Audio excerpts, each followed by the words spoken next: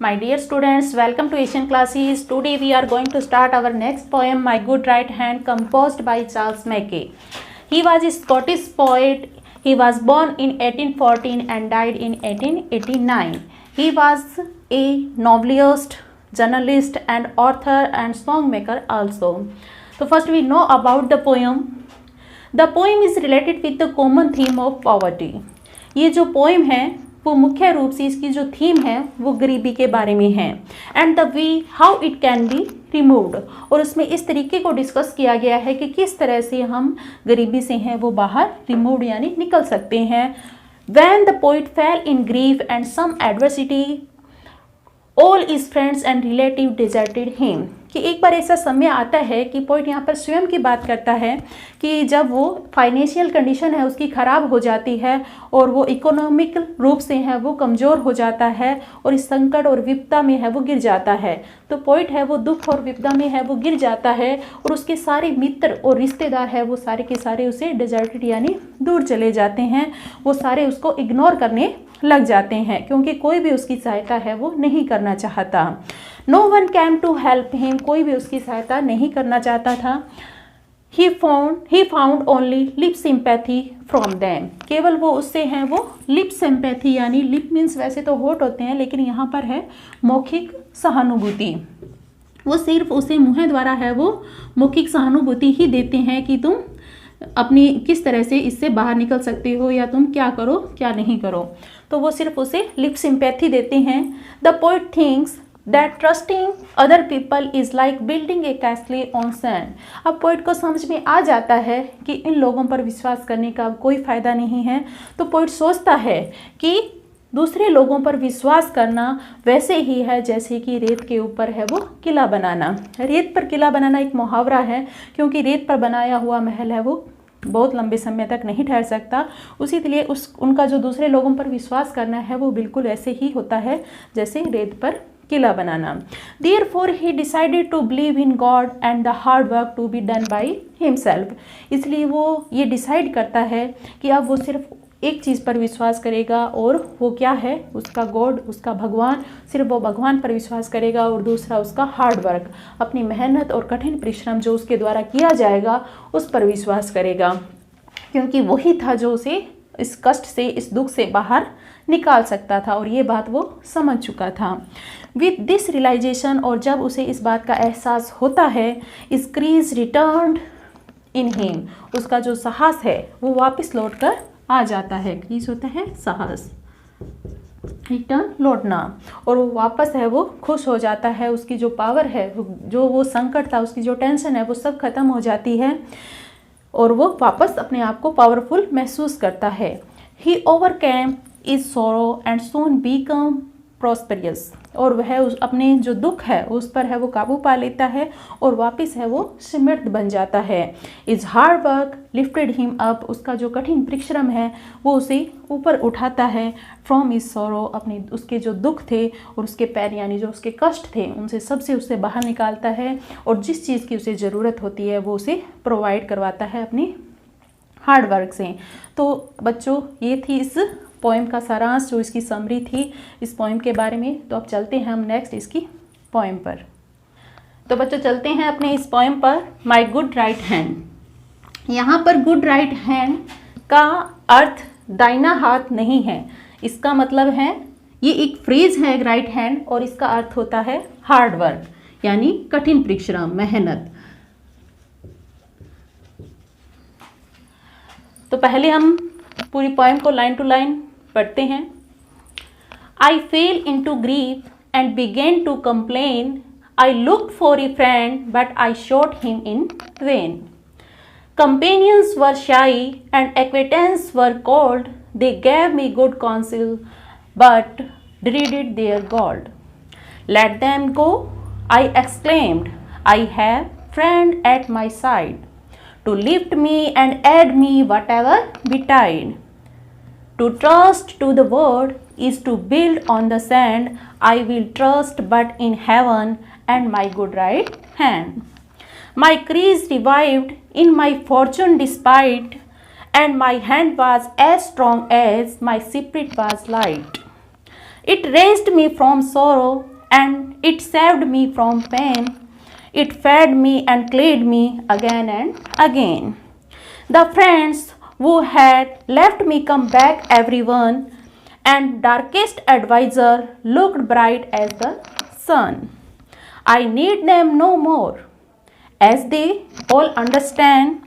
I thank thee, I trust thee, my good right hand. बहुत ही अच्छी rhyme scheme में लिखी हुई पोएम है। तो बच्चों फर्स्ट लाइन हम इसकी देखते हैं। आई यहाँ पर यूज़ किया है पोइट ने अपने लिए कि आई यानी पोइट। यहाँ पर पोइट है वो खुद की बात कर रहा है कि एक दिन क्या होता है। आई फेल इनटू ग्रीफ, मैं कष्ट यानी दुख में गिर जाता हूँ और वो दुख उस पर क्या होता है, सोरो यानी दुख, ड्यू टू पॉवर्टी, गरीबी के कारण। वो गरीबी के कारण है वो कष्ट में गिर जाता है, उसकी फाइनेंशियल कंडीशन है वो कमज़ोर हो जाती है, जिसकी वजह से उसे पॉवर्टी का सामना करना पड़ता है। एंड बिगैन टू कंप्लेन, और इसकी वो चर्चा सभी से करना, बिगैन टू मतलब स्टार्ट कर देता है, कंप्लेन यानी चर्चा करना। टू एक्सप्रेस इज व्यू, वह अपनी चर्चा है वो इसकी सभी को बताने लग जाता है अपनी पॉवर्टी के बारे में और उन्हें अपनी उसकी शिकायत करता है। कंप्लेन का मीन्स वैसे तो शिकायत होता है, लेकिन यहाँ पर इसका अर्थ आएगा चर्चा। आई looked for a friend, I looked for, फिर वो करता है ए फ्रेंड, उसको एक ऐसे, उसे ऐसे लगता है कि मैं एक ऐसे मित्र की तलाश करूँ, तो वो तलाश करना, लुक्ड फॉर मतलब तलाश करना, कि वो एक ऐसे मित्र की तलाश करता है। But I sought him in vain, परंतु सारा का सारा उसका जो प्रयास है, ट्राई टू फाइंड, शॉट मतलब ट्राई टू फाइंड, वैन मतलब व्यर्थ, उसका जो सारा का सारा प्रयास है वो व्यर्थ चला जाता है। कंपेनियंस वर शाई, कंपेनियंस यानी उसके जो फ्रेंड्स होते हैं वो सारे के सारे उसे देखकर क्या करते हैं, शाई, शाई का मतलब वैसे तो शर्मीला होता है, लेकिन यहाँ पर इसका अर्थ है कि उसे देखकर वो कतराने लग जाते हैं, उस हिचकिचाने लग जाते हैं, उसको इग्नोर करने लग जाते हैं, उसे देखकर बात नहीं करना चाहते उससे। एंड एक्वेटांस वर कोल्ड, और उसके जो परिचित, उसके जो रिश्तेदार होते हैं, रिलेटिव्स होते हैं, वर कोल्ड, कोल्ड मतलब ठंडे हो जाते हैं, यानी यहाँ पर कोल्ड का मतलब है इनडिफरेंट हो जाते हैं, उदासीन हो जाते हैं, उसको इग्नोर करने लग जाते हैं। दे गैव मी, यानी उसके जो फ्रेंड्स और जो मित्र थे या उसके जो रिश्तेदार थे वो सारे के सारे उसे क्या देते हैं, गुड काउंसिल, उसको एक अच्छी एडवाइस देते हैं। काउंसिल मतलब होता है एडवाइस, उसे बातों द्वारा कहते हैं, उसे सहानुभूति देते हैं, तुम ये करो तुम वो करो, लेकिन बट ड्रीडिड देयर गोल्ड, परंतु वो अफेयर, ड्रीडिड होता है अफेयर्ड ऑफ, परंतु वो अपना गोल्ड यानी मनी, पैसा देने से है वो डरते हैं। कोई नहीं चाहता उसकी इकोनॉमिकली हेल्प करना है वो कोई नहीं चाहता। अब बच्चों नेक्स्ट स्टेंजा के अंदर जब पोइट को ये एहसास हो जाता है कि उसके कोई मित्र नहीं है, उसका कोई रिश्तेदार नहीं है, क्योंकि उसके संकट के समय सभी उससे मुंह मोड़ लेते हैं, तो वो काफ़ी दुखी हो जाता है और वो क्रोध में चिल्लाता है। आई एक्सक्लेम्ड, एक्सक्लेम्ड होता है विस्मय से क्रोध में चिल्लाना, यहाँ पर वो क्रोध में चिल्लाता है। लेट देम गो, उन्हें जाने दो। I have a friend at my side, मेरे पास एक मित्र है जो मेरी तरफ है, यानी मेरी तरफ का अभी भी मेरी सहायता करने वाला एक मित्र है वो मेरे पास है, जो मेरी हर हाल में सहायता करेगा। टू लिफ्ट मी, जो मुझे ऊपर उठाएगा। एंड एड मी, एड मतलब हेल्प, जो मेरी सहायता करेगा। वट एवर बिटाइड, चाहे कुछ भी हो जाए, वट एवर मतलब चाहे कुछ भी, बिटाइड मतलब हैपन, चाहे कुछ भी घटित हो जाए, कैसी भी परिस्थिति आ जाए, वो मेरा साथ है वो नहीं छोड़ेगा। To trust to the world is to build on the sand, अब उसे एहसास हो गया था कि ऐसी संकट की परिस्थिति में अपने दोस्तों पर, मित्रों पर, इस संसार पर विश्वास करना बिल्कुल वैसे ही है, ट्रस्ट मतलब विश्वास करना, वैसे ही है जैसे सैंड यानी रेत के ऊपर है वो कोई महल बनाना। रेत पर जब कोई चीज़ बनाई जाती है तो उसकी नींव है वो बहुत कमज़ोर होती है और वो तभी ढह जाती है। तो उसे इस बात का एहसास हो गया था कि बिल्कुल उसके मित्र और जो रिश्तेदार थे वो वैसे ही थे जैसे रेत पर कोई महल बनाया जाता है, और वो उसका विश्वास अब टूट चुका था, उन पर से विश्वास उसका निकल चुका था। आई विल ट्रस्ट, अब मैं विश्वास करूँगा। वो अभी भी कहता है कि मैं विश्वास करूँगा, परंतु अब किस पर विश्वास करूँगा? बट इन हेवन, हेवन मतलब गॉड, अब मैं मेरे भगवान पर विश्वास करूँगा।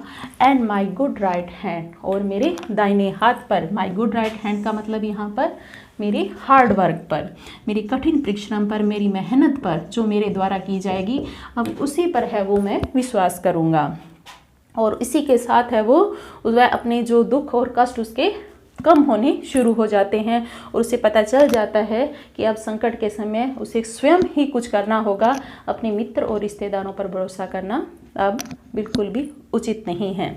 माई क्रीज, उसका साहस,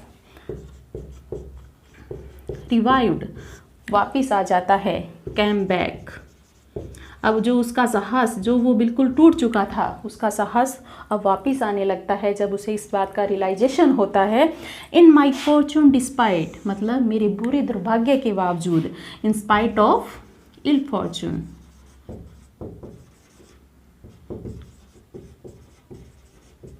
मतलब मेरे दुर्भाग्यपूर्ण परिस्थितियों के बावजूद भी है वो मेरा साहस है वो मेरे पास वापस आ जाता है।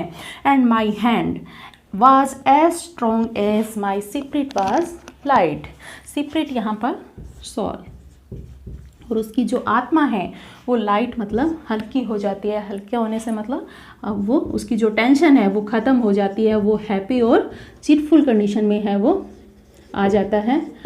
उसकी जो सारी टेंशन है वो कम होने लग जाती है, और जैसे ही उसकी आत्मा खुश होती है वैसे वैसे ही उसका जो हैंड है वो क्या हो जाता है? स्ट्रॉन्ग, उतना ही उसका हाथ है वो ताकतवर, वो पावरफुल महसूस करता है। इट रेज्ड मी, अब जो इट यहाँ पर यूज़ हुआ है उसकी राइट हैंड के लिए, यानी उसकी हार्ड वर्क के लिए, कि उसका जो हार्ड वर्क है उसने हमेशा उसका साथ दिया है। तो it raised me from sorrow, ये उसका हार्ड वर्क ही था जिसने उसे ऊपर उठाया फ्रॉम सोरो, दुख से। It saved me from pain, इसने मुझे बचाया किससे? पेन यानी दुख और कष्टों से। इट फैड मी, इट यानी उसके हार्ड वर्क ने ही उसको फैड मी यानी मुझे भोजन दिया। फैड मतलब भोजन दिया। एंड क्लेड मी, और जब मुझे वस्त्र की ज़रूरत हुई तब मुझे वस्त्र दिए। मतलब सारी जितनी भी भौतिक सुख सुविधाएं हैं उसके हार्ड वर्क के द्वारा उसे मिली, और उसके सारे कष्ट और दुख है वो हार्ड वर्क से दूर हुए। अगेन एंड अगेन, बार बार जब भी उसको ज़रूरत हुई उसके हार्ड वर्क ने हमेशा उसका साथ दिया, और वह अपनी दुखपूर्ण स्थिति से उबर पाया। The friend who had left me came back everyone, जो मित्र उसे लेफ्ट मी यानी छोड़कर जा चुके थे, कैम बैक एवरीवन, वो प्रत्येक मित्र उसके अब वापस आने लगे। एंड डार्केस्ट एडवाइजर, डार्केस्ट यानी सेल्फिश, उसके उस संकट के समय उसको सिर्फ एडवाइस देने वाले मित्र, जिसने उसका साथ नहीं दिया, किसी प्रकार की मदद नहीं की, सिर्फ एडवाइस दी, तो वो सेल्फिश एडवाइजर जो उसको सलाह देने वाले रिश्तेदार थे, लुक्ड ब्राइट एज द सन, सूरज के समान अब उसके सामने चमकने लगे। मतलब जो उसे दिखाई ही नहीं देते थे जब उसे ज़रूरत होती थी, और उसको इग्नोर करते थे, पूरी तरह से उदासीन रहते थे उसके प्रति, और उसे इस तरह से व्यवहार करते थे कि जैसे उसे जानते ही ना हो, वो अब उसके सामने सूरज की तरह साफ साफ उसको दिखाई देने लगे, चमकने लगे। आई नीड दैम नो मोर, परंतु वो जानते थे कि मुझे अब उनकी नीड यानी आवश्यकता नहीं है। एज दे ऑल अंडरस्टैंड, और ये बात वो भी अच्छी तरह से समझते थे। आई थैंक दी, और मैं तुम्हारा धन्यवाद देता हूँ। यू का मतलब यहाँ पर हैंड से है कि मैं अपने राइट हैंड का और भगवान का धन्यवाद देता हूँ। आई ट्रस्ट दी, और मैं हमेशा तुम्हारा विश्वास करता हूँ।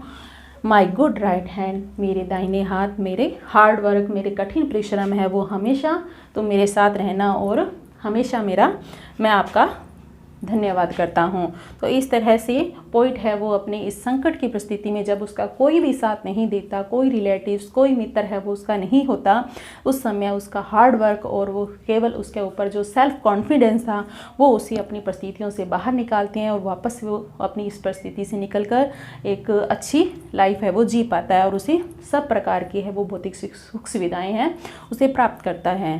तो बच्चों आज की पोएम में इतना ही, मिलते हैं नेक्स्ट क्लास में। Thank you.